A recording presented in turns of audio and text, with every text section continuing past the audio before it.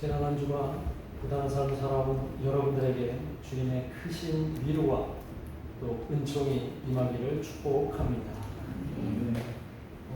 오늘 말씀 제목을 한번 같이 읽어볼까요? 시작. 희망의 신앙. 희망의 신앙. 오늘 설교의 주제는 희망입니다. 그런데 그 희망과 달리 요즘 우리의 삶은 다들 고되고 힘들고 또 피곤한 것 같습니다. 특히 직장 생활 하시는 분들은 더더욱 그럴 것 같아요. 요즘 직장이 옛날 같지 않는 것 같아요. 직장 분위기도 많이 달라졌고, 구조조정이다, 이런 막 감축돼 있죠.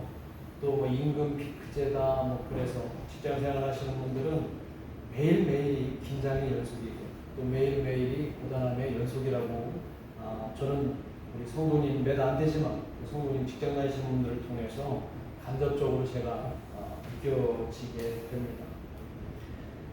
근데 이런 직장 생활 하시는 분들에게 있어서도 힘들고 또 어렵고 매일매일 힘들지만 기다려지는 날은 있잖아요. 기다려지는 날이 언제예요? 얼마나 돼요, 그 다음에 또 내년에 무슨 정기 승진 인사가 있다 그러면 또 기다려지잖아요. 그러니까 뭔가 기다림이 있어서 그 어렵고 힘든 과정을 견뎌내는 것 같아요. 또 월급 받고 나면 어때요? 고단하고 힘들고 그런 연속이 되죠. 몇 번이고 이 직장 힘들어서 그만두고 그냥 때려치겠다 그런 마음이 몇 번이 들지만 또 월급날이 다가오면 어때요? 그 마음이 사라져요. 그죠? 또 진급이라도 하게 되면 또 그 마음이 또 사라지게 되죠. 그 작은 희망 때문에 어쩌면 버티고 있는 건 아닌가. 근데 직장 생활만 그렇겠어요. 자영업 하시는 분들도 그렇고, 아니면 다른 일들을 하시는 분들, 우리 생활 전반에 다 그럴 겁니다.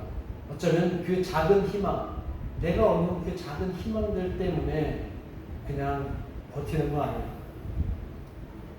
반가운 소식이기도 한데, 우리 최 집사님이 관련되어 있는 이 톡시 사업이 3월 말인가요? 2월 말에 끝난다고 했는데, 막 걱정하며 불안해하고 있지만 또 요번에 보니까 연장이 됐대요. 그 연장되는 거 보면 작은 희망, 최 집사님 볼 때마다 아니요, 연장될 수도 있고요, 달라질 수도 있어요. 이렇게 보니까 그분의 어떤 그 작은 희망이 그분의 삶을 또 이렇게 지탱하게 하는구나, 이런 생각이 들더라고요. 제가 군대 생활을 잠깐 얘기할게요.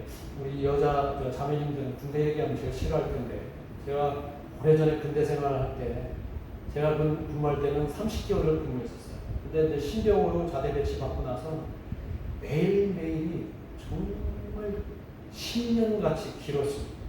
아마 군 생활 하시는 분들 기억하실 겁니다.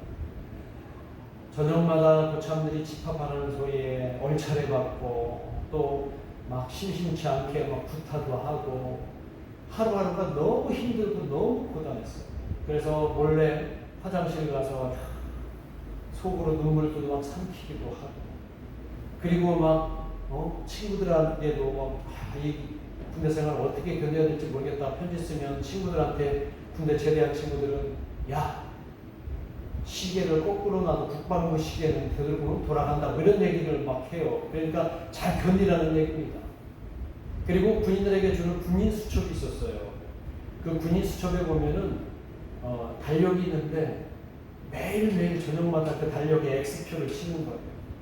그리고 그 X표를 친 그 날짜가 많아지면 많아질수록 우리는 그 군대에 어느새 적응하게 되고, 이제 조금만 있으면 자유다, 이제 조금만 있으면 제대다, 그런 마음으로 그 희망을 가지고 군생활을 버텼던 기억이 있습니다.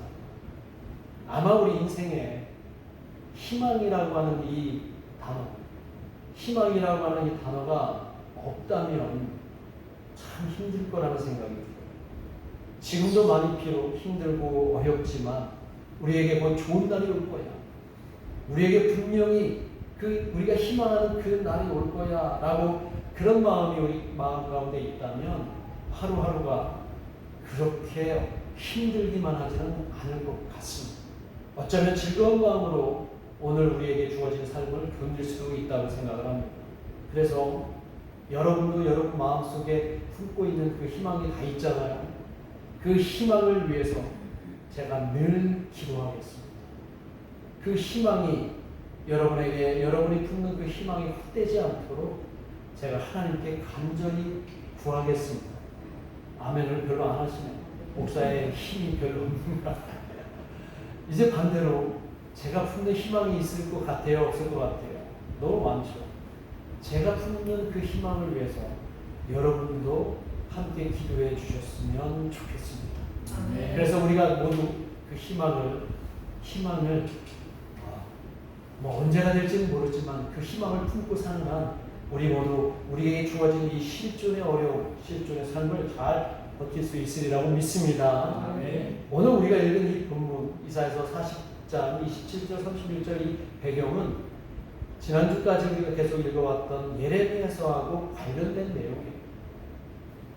바벨론에게 이 남유다 이스라엘 백성들이 패망을 하고 그리고 나서 바로 그들이 수많은 사람들이 이 남유다 백성들이 바벨론으로 포로로 끌려갑니다.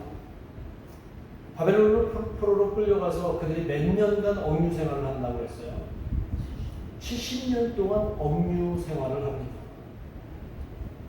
그리고 오늘 이 본문의 말씀은 그들이 70년 동안 억류 생활을 하는 과정 속에서 하나님은 이사야 선지자를 통해서 그들에게 희망의 메시지, 복음의 메시지를 전해주는 내용이 바로 오늘 본문의 내용이에요.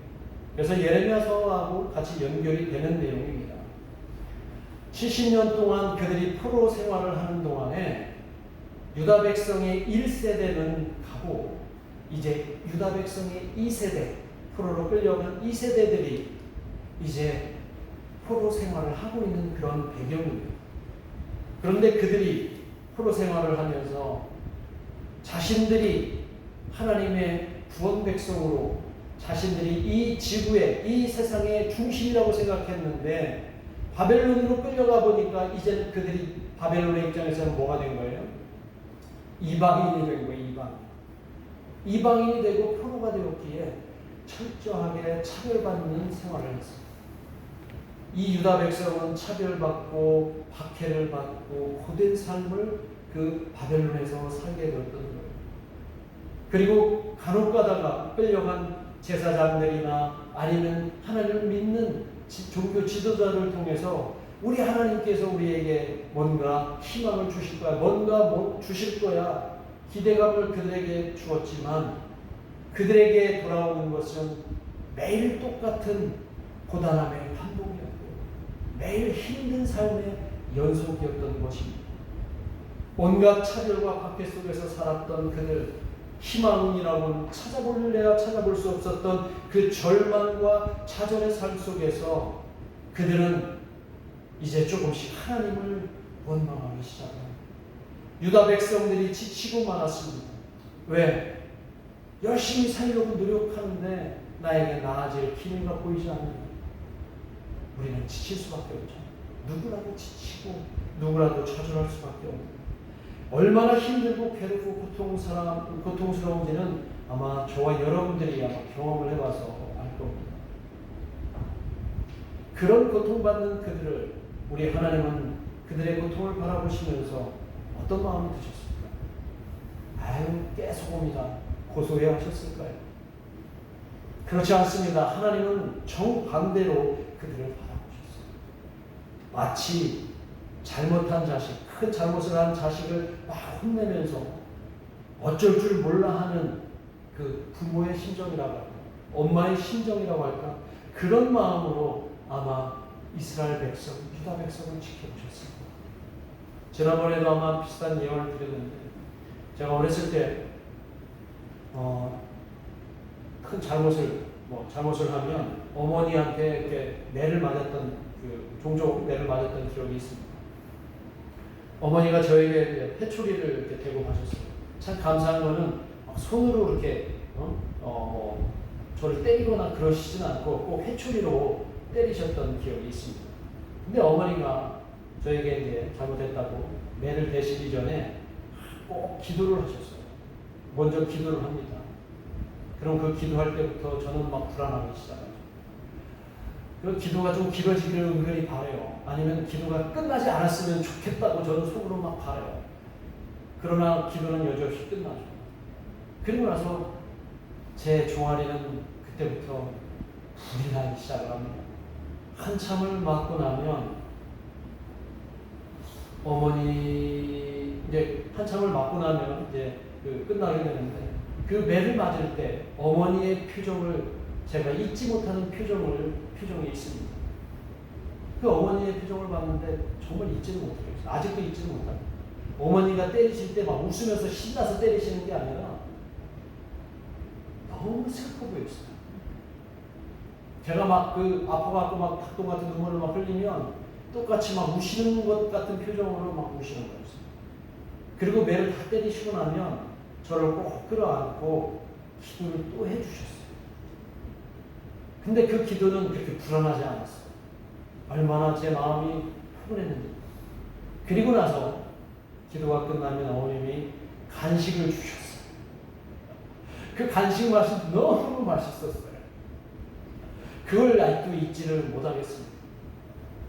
이스라엘 백성이 남유다를 그렇게 혹독하게 때리셨던 하나님의 심정도 그러시지 않으셨습니다.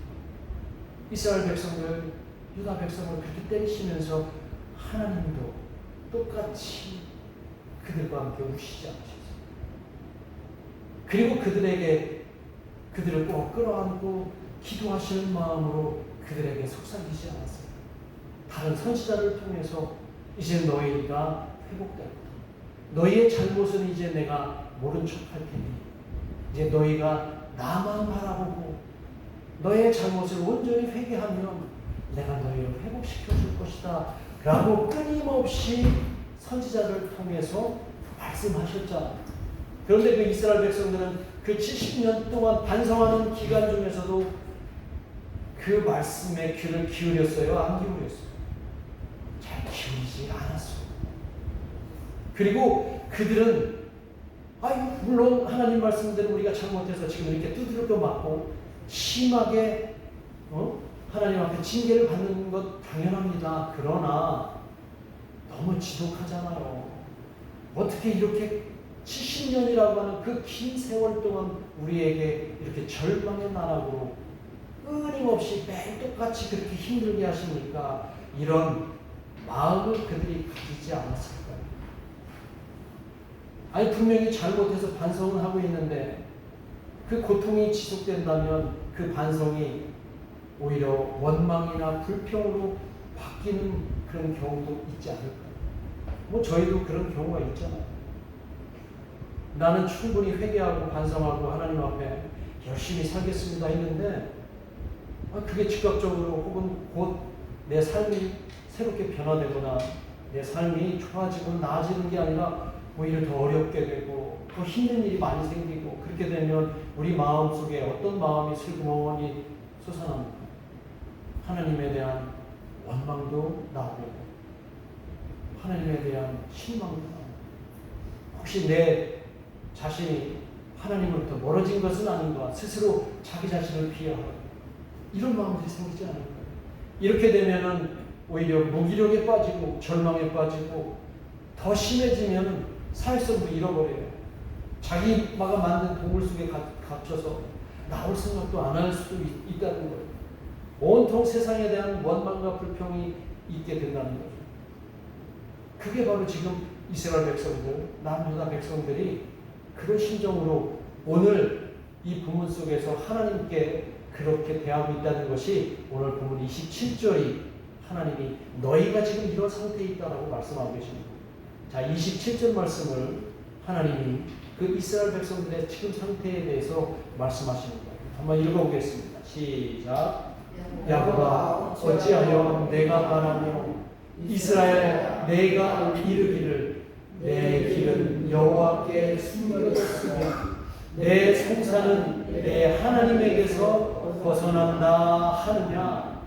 지금 이스라엘 백성, 남유다 백성이 하나님께 원망하고 불평한다고 지금 하나님이 친히 말씀하시는 거예요. 어떤 내용이냐면은 아니 주님은 우리의 사정도 잘 모르시고 우리의 정당한 권리도 지켜주지 않는 그런 매몰찬 하나님입니다. 우리를 완전히 그냥 내동댕이 치는 그런 무서운 하나님입니다. 이렇게 지금 그들이 하나님께 원망하고 토로하는 거예요. 자신들은 지금 잘못을 한 것은 알고 있어요. 우리가 그렇게 벌을 받고 있는 것은 어쩌면 당연할 수도 있는데 이 참혹한 상태를 왜 그냥 놔두시냐는 거예요. 혹시 여러분도 그렇게 하나님께 기도해 본 적 없습니까? 하나님, 내가 나의 잘못으로 내가 하나님 앞에 더 가까이 나가지 못해서 내가 이런 상황과 내가 이렇게 어려운 상황에 놓여 있는데 잘 알겠는데 하나님 그래도 너무하시지 않습니까? 하나님 지금쯤이면 우리의 삶을 좀 개선시켜 주셔야 되지 않습니까? 좀 나아지게 해 주셔야 되지 않습니까? 근데 왜 더 밑으로 밑바닥으로 우리를 더 떨어지게 만드십니까? 이렇게 우리도 혹시 토로하지는 않을까요? 오늘 일견 이 이스라엘 백성들의 그 불만을 토로하는 것은 한편으로는 그런 면에서 이해가 되기도 하죠. 오죽하면 그들이 그랬을까라고 하는 마음이 들어요. 그렇지만 아까도 말씀드렸지만 하나님은 그들에게 뭔가 메시지를 끊임없이 보내셨어요. 선지자들을 통해서 이사야 선지자나 예레미야 선지자나 기타 선지자를 통해서 그들에게 끊임없이 희망의 메시지를 보내셨어요. 그들에게 회복의 메시지를 보내셨는데 그들은 그 메시지에 귀 기울이지 않고 그 메시지에 귀 기울이지 않은 건 그들인데도 불구하고 하나님께 원망하고 하나님께 불만을 지금 토로한다는 것입니다. 만약에 그 하나님이 보내시는 희망의 메시지에 조금이라도 귀를 기울였다면 그들은 그 어려운 시간과 어려운 과정을 절망적으로 그렇게 버티지는 않았을 거라고 생각합니다. 2차 세계대전 당시에 그 아우슈슈비츠라고 아시죠? 아우슈슈비츠 그 악명 높은 아우슈슈비츠 그 수용소에서 생존했던 한 젊은 유대인 의사 빅터 프랭클이라고 하는 사람이 있어요. 빅터 프랭클이라는 사람이 있는데 이 사람이 아우슈비츠에서는 거의 대부분의 사람들이 다 죽었는데 거기에서 유일하게 생존한 사람들이 있어요. 유일하게 생존한 사람들을 이 빅터 프랭클이 도대체 저 사람들은 어떻게 생존할 수 있었을까? 그리고 자신도 어떻게 해서 생존할 수 있었을까? 이와 관련돼서 그 내용들을 책에 담은 내용이 바로 뭐예요? 죽음의 수용소에서라고 하는 책을 그가 출간을 했습니다. 그러니까 유대인이라는 이유로 나치에게 이 빅터 프랭클이 붙잡혀서 수용소를 4군데나 이렇게 전전을 하게 돼요. 그 4군데를 전전하면서 그가 보고 경험했던 내용들을 거기다 담고 마지막에 그가 생존했던 아우슈비츠 그 수용소에서 어떻게 하면 사람이 생존할 수 있었을까라고 하는 그 이유에 대해서 기록한 내용이 바로 이 내용입니다. 그런데 그 소수의 생존한 사람들이 생존할 수 있었던 가장 큰 이유가 그 책의 끝에 그 책에 이렇게 기록을 하고 있습니다. 그 이유가 뭐냐면 그들은 끝까지 희망을 버리지 않았다. 그런데 그들이 품은 희망은 대단한 희망이 아니에요. 이 아우슈비츠 그 수용소가 이제 본격적으로 이렇게 그 독일 나치에 의해서 운영이 될 때가 이제 거의 독일이 패망 시점이에요. 그런데 1944년은 겨울에 그 패망 직전이에요. 그 겨울에 이 아우슈비츠 안에 있던 그 많은 유대인들 수용소에 있던 사람들이 이제 조금 있으면 독일이 망하면 우리는 집으로 돌아가서 올해 크리스마스를 맞이할 수 있을 것이다 라고 하는 그 기대감으로 다들 들떠 있었는데 대다수의 사람들이 그 겨울을 넘기지 못하고 크리스마스를 보지 못하고 다 죽습니다. 그리고 소수의 인원만 그 수용소에서 살아남게 되는 거예요. 그 살아남은 사람들이 이유가 뭐라고 그랬어요? 희망을 품었어요. 너무 힘들고 너무 고통스러운데 그들은 희망을 갖고 있어서 결국 살아남았다는 거예요. 근데 그 희망이 큰 희망이 아니라 아주 소소한 희망이었다는 거예요.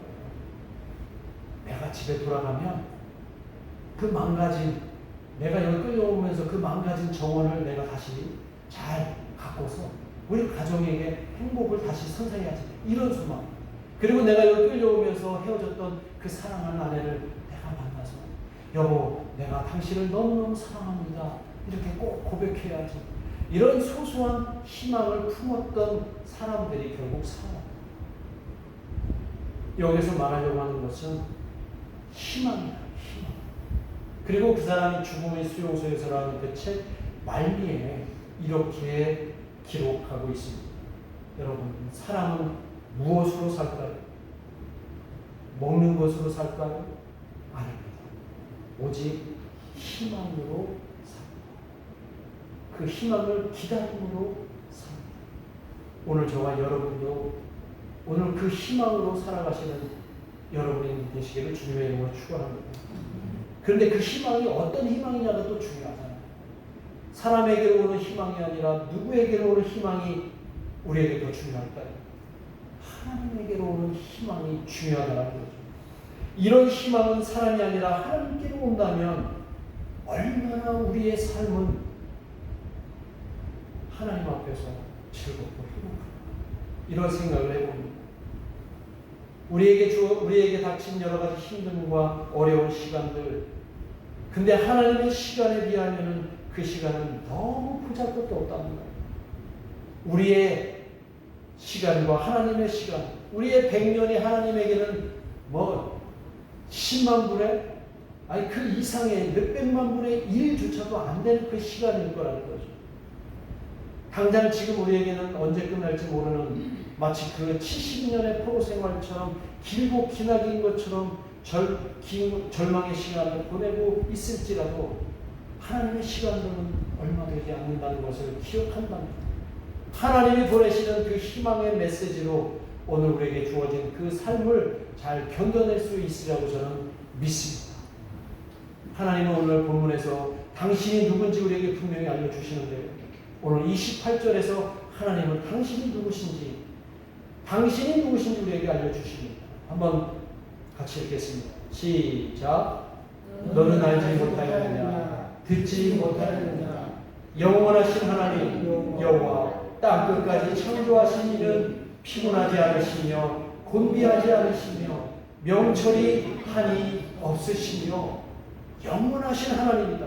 나 스스로가 영원하고 또 나는 피곤하지도 않고 내가 너희들을 끝까지 지켜줄 수 있고 너희들이 견디기만 하면, 너희들이 참기만 하면, 너희들이 희망을 품고 기다림으로 살아가기만 하면 나는 너희와 함께 너희가 원하는 그 희망을 이루게 해줄 것이다. 이 말씀을 오늘 해주고 계시는 겁니다. 우리는 쉽게 지쳐도 창조주 되시는 하나님은, 또 영원하신 하나님은 절대 포기하지 않으신다는 거예요. 이런 분에게서 우리를 향한 희망의 메시지가 날아오게 된다면 우리가 거부할 이유가 있어요, 없어요?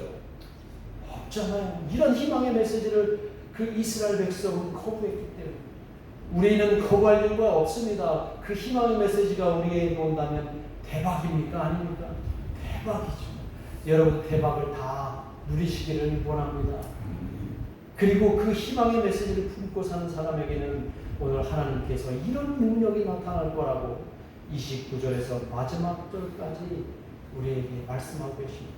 여러분, 힘들 때마다 이 말씀을 암송해서 읽었으면 늘 되뇌었으면 좋겠습니다. 한번 읽겠습니다. 29절에서 31절 말씀. 시작. 피곤한 자에게 능력을 주시고 무능한 자에게 힘을 더하시나니 소년이라도 피곤하며 곤비하며 장정이라도 넘어지며 쓰러지되 오직 여호와를 앙망하는 자는 새 힘을 얻으리니 독수리가 날개치며 올라가는 같을 것이요 다른 박질하여도 곤비하지 아니하겠고 걸어가도 피곤하지 아니하리로다. 아멘. 여러분에게 이런 놀라운 은혜가 있기를 간절히 소망합니다. 요즘 많이 힘들고 어려운 삶을 살아가시는 거라고 저는 여겨집니다. 저 역시 요즘 많이 좀 무기력해진 것 같아요. 예전에 비해서. 그런데 이 말씀에서 힘을 얻습니다. 내 희망이 아니면 내 희망이 하나님을 향하고 하나님의 희망의 메시지가 내 마음에 담기는 순간 우리는 새 힘을 얻어서 독수리가 날개치며 오르는 것처럼 그런 놀라운 힘이 샘솟는 저와 여러분이 되길 간절히 원합니다. 빅터 프랭클 박사처럼 때로는 우리가 원치 않는 고통과 절망의 늪에 빠질 수 있습니다. 그러나 하나님이 주시는 희망의 끈을 절대 놓지 않으시기를 간절히 원합니다. 그래야 독수리 날개치듯 날아오르는 자유를 우리가 마음껏 누리게 되리라고 믿습니다. 이번 한 주간 희망이 가득하고 하나님이 주시는 그 희망 메시지를 마음에 품고 자유롭게 비상하시는 여러분의 삶이 되기를 축복합니다. 이상으로 말씀을 마쳤습니다. 이 시간은 우리 함께 큰 소리로 함께 기도합니다. 이 시간에는 이런 희망의 메시지를 마음에 품으시고 우리 사랑하는 지체들을 위해서 또 나 자신을 위해서 함께 기도했으면 좋겠습니다. 요즘 많이 육신이 아프고 또 육신이 병들고 또 여러 가지 원인으로 인해서 힘든 우리 사랑하는 지체들이 있습니다. 그 지체들을 위해서 오늘 하나님이 우리에게 들려주시는 그 희망의 메시지를 마음에 품고 그들을 위해서 중보했으면 좋겠습니다. 그리고 여러 가지로 문제와 또 고민이 있는 우리 사랑하는 지체들을 위해서 이 시간 우리 함께 희망의 기도로 나아가기를 원합니다. 함께 기도하겠습니다. 하나님 아버지, 이 시간 주님 앞에 기도합니다. 우리 사랑하는